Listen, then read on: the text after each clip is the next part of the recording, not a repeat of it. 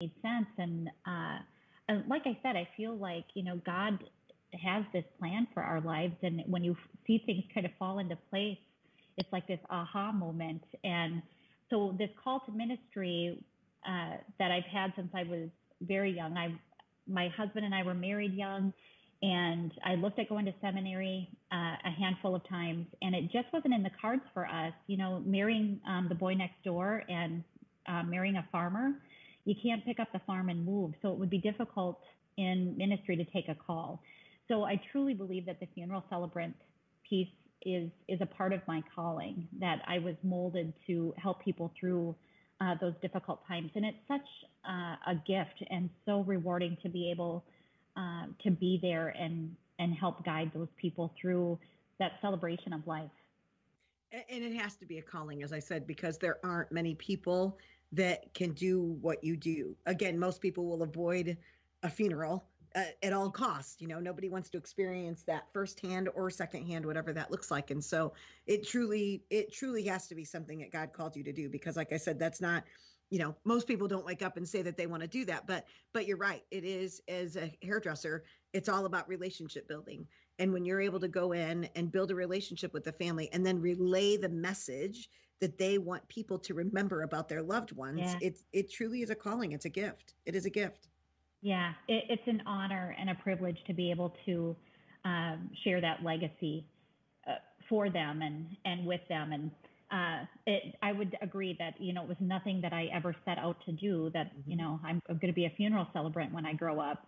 Right. And I don't know that people necessarily do that. But I think, one thing that I've always said is it's so much harder for those of us that are left behind. Yes. Where we know where they are, and they're in this beautiful place and healed and feeling good and enjoying their fruits of their labor, so to speak. And so then here we are, left behind with this void, and what do we do? And so it's a healing process for me too. It helps me fill the void of the many losses we've experienced. Absolutely.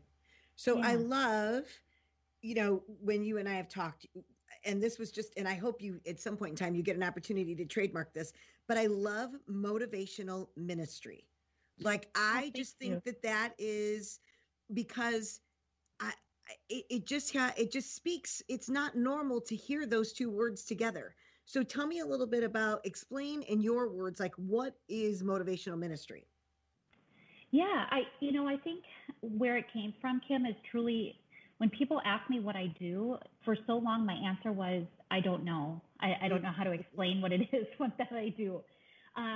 But I've always had a very strong faith, and my faith, strengthened through the years due to circumstances and just diving into holding on to that thread. And I think that through that faith, having to, not that I couldn't spill it out to everyone, but I think, working for a state institution, I had to be careful that I couldn't motivate my students through ministry, but I motivated through that. I believe there's a plan, and I believe in you, and I believe that you're greater than whatever circumstance is holding you back right now.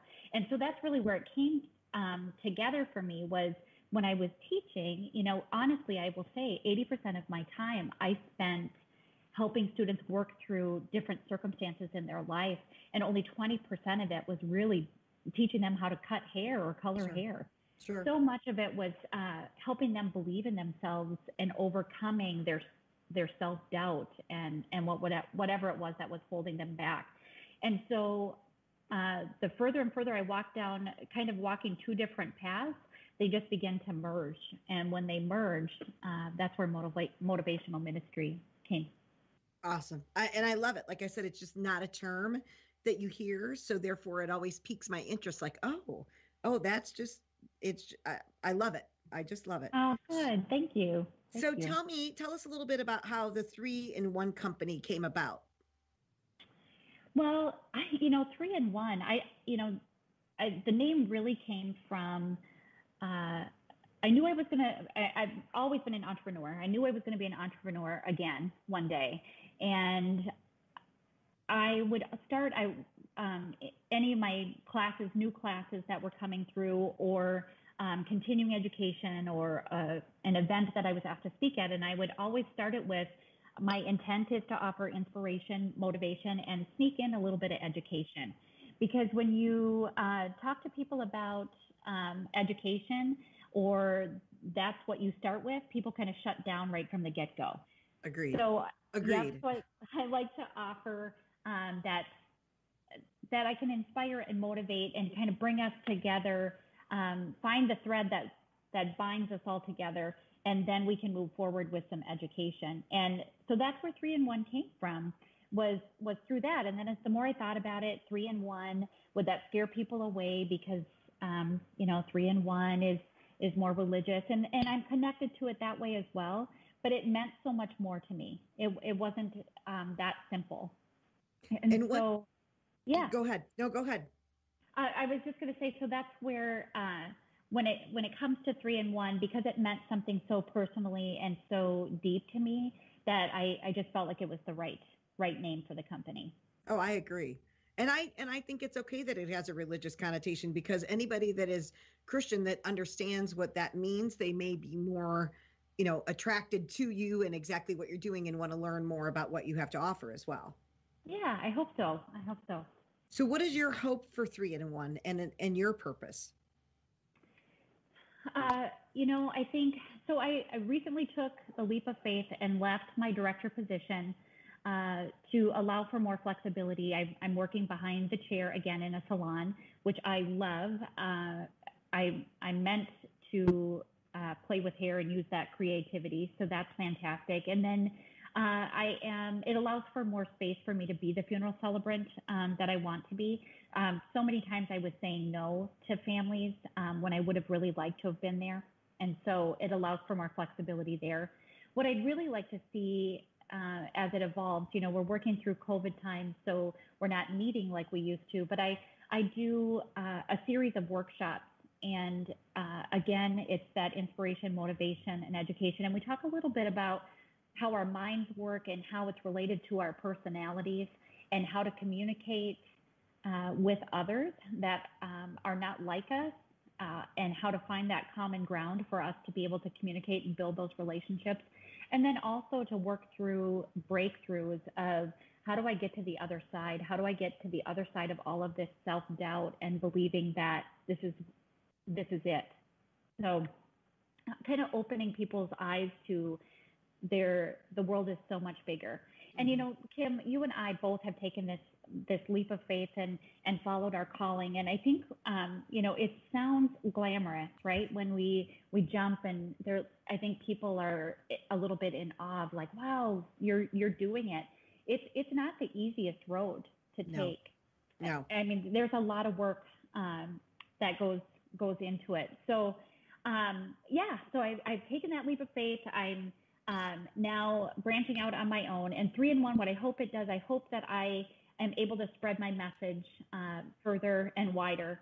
And I'd like to do more speaking engagements in churches and in women's organizations and workshops, and share a story of motivational ministry.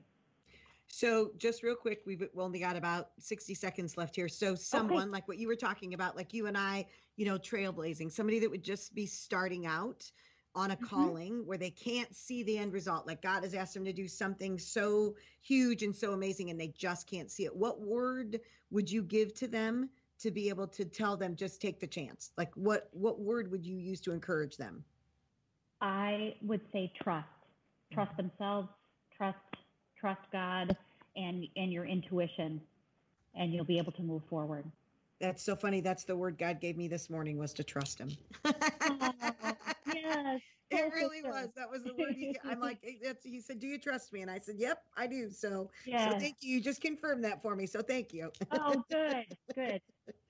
Well, we are almost out of time. So I want to say thank you, Jodi, so much for joining us today. I appreciate you taking the time out and sharing with me the work that you do. I'm so excited to share this with our listeners.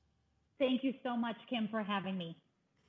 If you have any questions or comments, or would like to know more about the guests on our show today, or for more information about Hello Gorgeous, feel free to contact me at kbecker@hellogorgeous.org, or visit our website at www.hellogorgeous.org. We'd like to invite you to follow us on Facebook, Instagram, and download our mobile app.